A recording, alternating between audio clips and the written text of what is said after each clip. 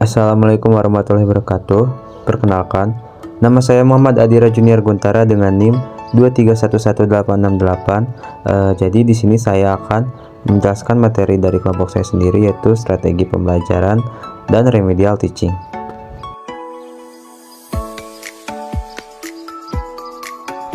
Nah, jadi di sini ada pengertian strategi belajar. Strategi pembelajaran juga dapat diartikan sebagai pola kegiatan pembelajaran yang dipilih dan digunakan guru secara kontekstual, sesuai dengan karakteristik siswa, kondisi sekolah, lingkungan sekitar, serta tujuan khusus pembelajaran yang dirumuskan. Nah, lalu di sini ada pengertian remedial teaching. Remedial teaching itu merupakan pengajaran yang berfungsi menolong anak tersebut untuk dapat mencapai hasil yang diharapkan. Pengajaran perbaikan ini bersifat khusus karena disesuaikan dengan karakteristik kesulitan belajar yang dihadapi anak didik. Nah, jadi yang menjadi penjelasannya tuh, pembelajaran remedial dilakukan setelah guru melakukan penilaian formatif terhadap peserta didik. Penilaian yang dilakukan dapat dilakukan guru untuk mengambil keputusan apakah peserta didik tersebut dapat meneruskan program pembelajaran atau harus remedial. Remedial dilakukan apabila peserta didik belum mencapai tingkat penguasaan tertentu, baik materi, proses, maupun keterampilannya yang telah ditetapkan seperti yang tertuang dalam KD. Nah, lalu di sini ada tujuannya. Jadi tujuan dari pembelajaran remedial itu yaitu untuk mencapai kompetensi dasar yang telah ditetapkan.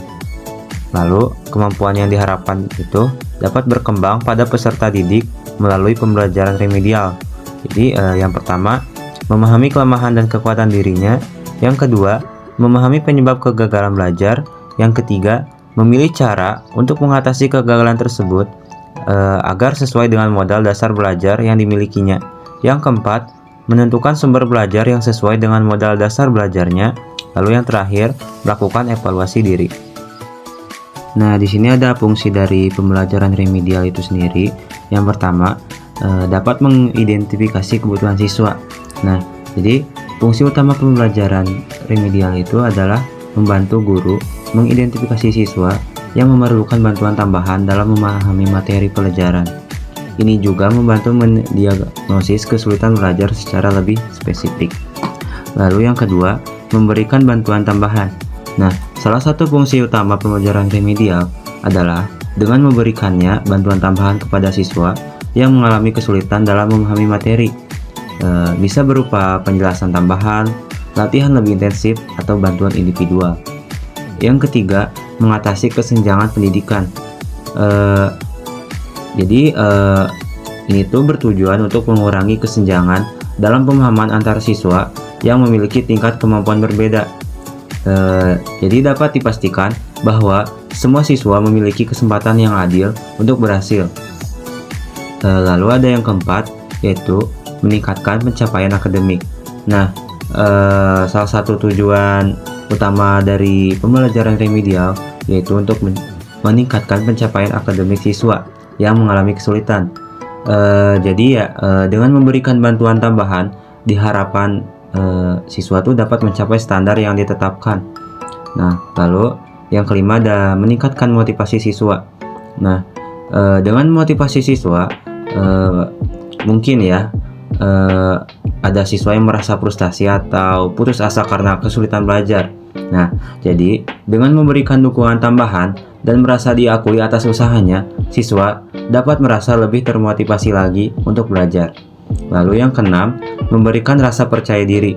Jadi melalui pembelajaran remedial tuh, siswa dapat memperoleh pemahaman tambahan dan memperbaiki keterampilan mereka, yang pada gilirannya dapat meningkatkan rasa percaya diri mereka dalam menghadapi tugas-tugas akademik tentunya. Yang terakhir, mengurangi tingkat putus sekolah.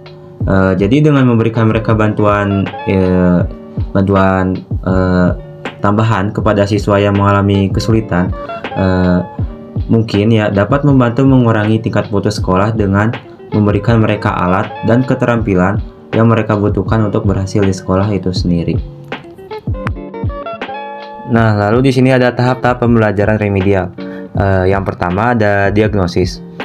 Untuk mengetahui penyebab kegagalan belajar, perlu dilakukan analisis. Analisis belajar untuk menentukan peserta didik yang mengalami kegagalan belajar. Gejala-gejala awal kegagalan peserta didik yaitu yang pertama, peserta didik menunjukkan hasil belajar di bawah rata-rata. Yang kedua, hasil belajar yang dicapai tidak seimbang dengan usaha yang dilakukan. Yang ketiga, lambat dalam melakukan tugas-tugas dalam kegiatan pembelajaran. Yang keempat, peserta didik menunjukkan tingkah laku yang tidak wajar.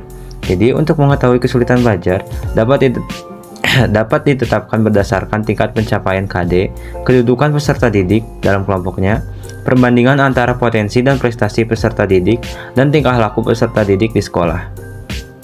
Lalu yang kedua ada prognosis, untuk mencari pemecahan terhadap kesulitan dan hambatan yang dialami oleh peserta didik. Yang ketiga, tindakan perbaikan atau terapi. Nah, jadi tahapan-tahapan dalam pembelajaran remedial dapat disesuaikan dengan kebutuhan individual siswa dan materi pelajaran yang diajarkan. Juga, melalui tahapan-tahapan ini, pembelajaran remedial dapat memberikan dukungan yang efektif kepada siswa yang mengalami kesulitan belajar, membantu mereka mencapai potensi belajar mereka yang sebenarnya, dan meningkatkan prestasi akademik mereka tentunya.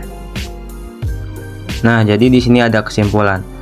Kesimpulan yang dapat saya simpulkan di sini yaitu strategi pembelajaran adalah rencana atau pendekatan yang dirancang untuk mencapai tujuan pembelajaran tertentu.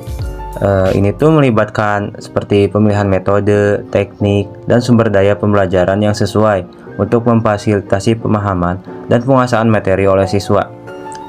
Lalu ada remedial teaching atau pengajaran remedial. Ini tuh seperti pendekatan pembelajaran yang ditunjukkan untuk membantu siswa yang mengalami kesulitan belajar atau tertinggal dalam pencapaian akademik. Nah, jadi tujuan dari pembelajaran dan remedial teaching itu sendiri adalah untuk memberikan dukungan yang diperlukan agar siswa dapat mencapai kemajuan akademik yang diinginkan dan mengatasi hambatan belajar yang mereka hadapi. Mungkin cukup sekian dari saya. Kurang lebihnya mohon maaf. Wassalamualaikum warahmatullahi wabarakatuh. Terima kasih.